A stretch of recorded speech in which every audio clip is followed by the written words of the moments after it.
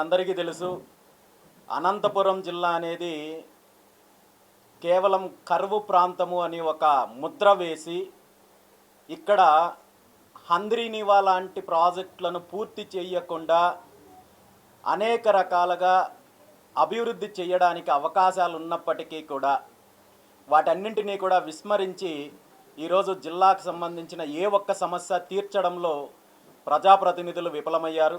అనంతపురం జిల్లాకు సంబంధించిన ఒక ప్రధాన సమస్య ఏంటంటే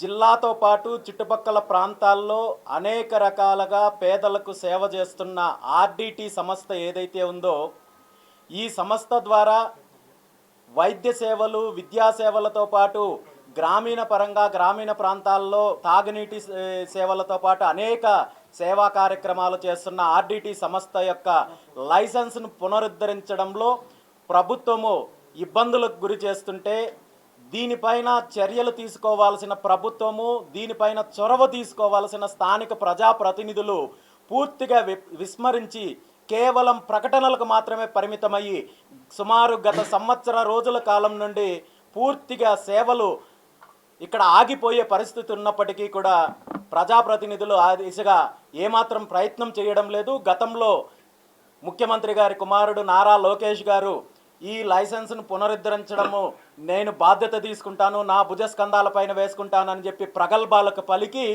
ఇప్పటి వరకు ఆ దిశగా ఏమాత్రము స్పందించకపోవడము చాలా శోచనీయము. ఇప్పటికైనా ప్రభుత్వము ఈ జిల్లాకు సంబంధించిన ప్రజాప్రతినిధులు స్పందించి వెంటనే ఆర్డిటి సంస్థకు సంబంధించిన టెక్నికల్ ఇష్యూస్ ఏవైతే ఉన్నాయో వాటన్నింటినీ కూడా క్లియర్ చేసి వారి సేవలు కొనసాగించడానికి కృషి చేయాలని చెప్పి, లేదంటే ఆర్డిటి సంస్థకు సంబంధించి భవిష్యత్తులో బీసీవై పార్టీ ఆధ్వర్యంలో పూర్తి స్థాయిలో ఉద్యమం చేయడానికి సిద్ధంగా ఉన్నాము. అనేక సమస్యలు ఉన్నాయి.